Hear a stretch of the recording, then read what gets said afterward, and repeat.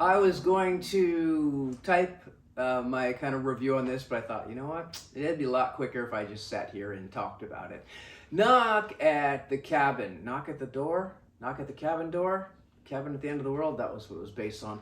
But I was surprised to see it on Prime so quickly. I thought, didn't this movie just come out not too long ago? And it has, a big, well, I don't know if it's a big cast. Bautista's kind of gotten his name known. But anyway, it looked, I'm not into horror so much. So that, cabin, scary cabin, axe murderer, Jason the 13th, or whatever, that kind of stuff. It's not really my thing because, I don't know, it usually just doesn't work very well. However, I thought I'd try this out. The previews looked interesting. It looked kind of suspenseful, and I thought, oh, okay, a nice big, well-made movie by M. Night Shyamalan. Let's call him Shy. Yeah, so I thought I'll try it out. And I gotta say, I didn't look at any reviews beforehand. I don't really care what other people think beforehand. But afterwards, I was kind of curious. What do other people think of it? That's probably why people are watching now. What do I think of it?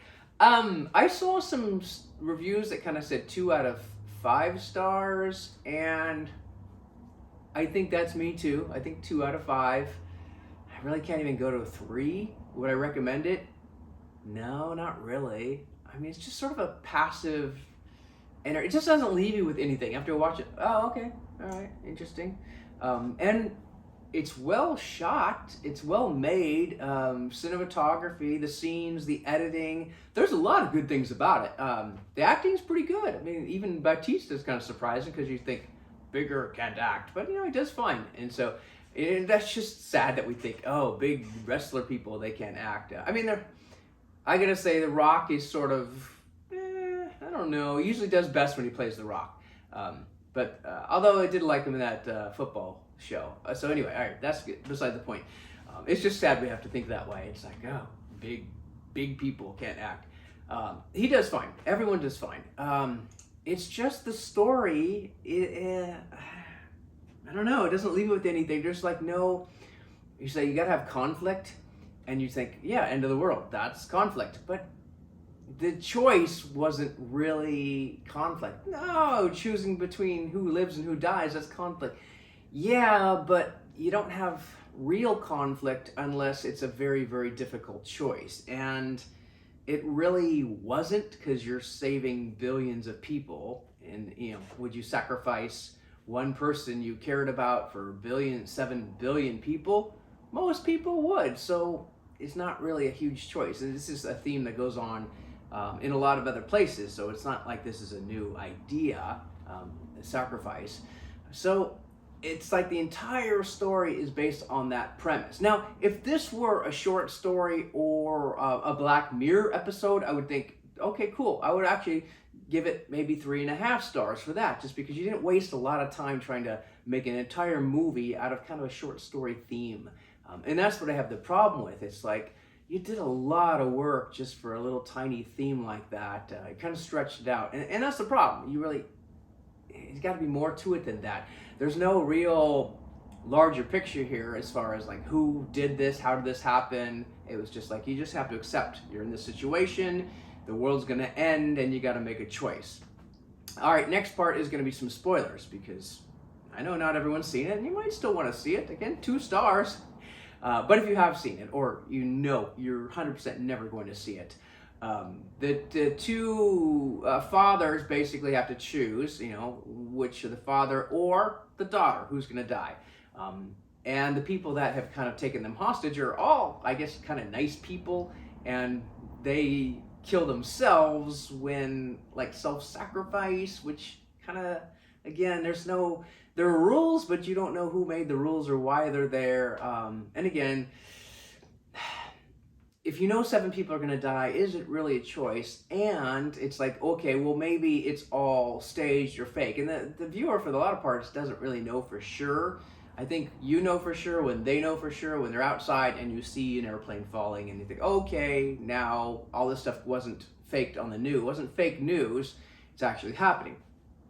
At that point, yeah, there's no choice, because when you have proof, there's no faith. And so faith is a complicated thing, because you have to rely on trust and other factors. And when you actually see it for yourself, like doubting Thomas with the spear, once you have proof, you have eliminated faith. So again, your choice has been removed at that point. You know for sure it's happening, so it takes away some of the conflict, because some of the conflict is being unsure and having doubt.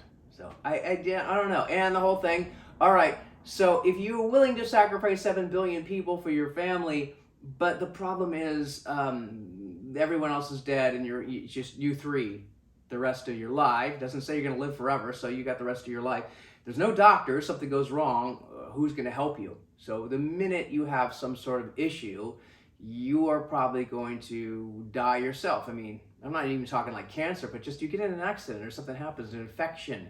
They're not doctors. They're not going to be. The funny thing was, one of them was a nurse. Although I guess if they had done it, she would have lived. Everyone would have lived, so it didn't matter.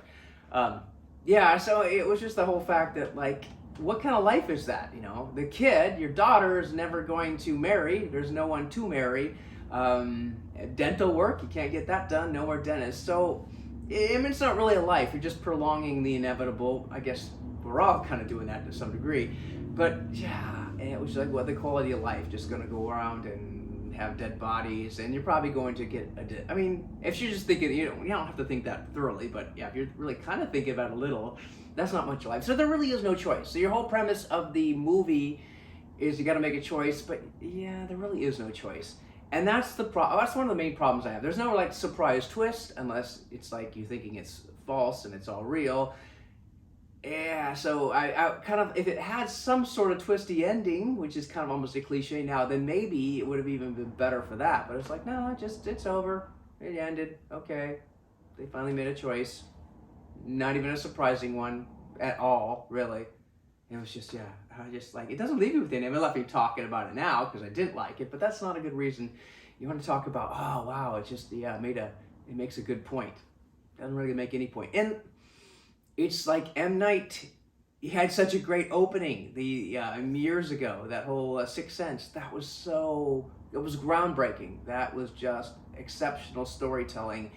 And everything else since then, I mean, Unbreakable is all right. I think Signs, a little silly, a little suspenseful though, but silly. A Village, actually, I did kind of like The Village, even though, okay, I get it. But out of all of them, I kind of like The Village second. I mean, Sixth Sense is up here, Village is pretty good, but everything else is just so far down that I don't know what to do. It's like maybe he's just not, at this point, stop writing or really hone in on a good story, or just stick to directing. I mean, the direction was great. All the other stuff was great. So it's just the writing, the scripts. That part was the script is the weakest part of the story, which is too bad because everything else is actually pretty well done. So if it hadn't been for a weak script, and I know the irony in that, what's the point if you've got a weak script? So that's my thought. I wouldn't say I regret seeing it. I'm glad I got that curiosity out of my system because I'd always be like passing by it, like, oh, it kind of looks interesting. But it kind of reminded me that, yeah, horror, even though I like the Black Mirror stuff a lot, I think, yeah, horror stuff, I don't know, doesn't really scare me anymore, and it's already been overdone. Horror and zombies and vampires, all that stuff is just kind of getting tired. Oh man, I'm not gonna get started on superheroes, but it bores me too. All right, well that's it. Cabin in the Woods or Knock at the Cabin. Yeah, I wouldn't recommend it at all. I would just say, now you know. In fact, if you've gotten this far, you know it's been spoiled anyway. So there you go. All right, that's it. I'm glad I got this review out of my system because, yeah, I was gonna write it, but I thought that's a lot of words. I'm not writing that many words. All right, that's it. Cheers.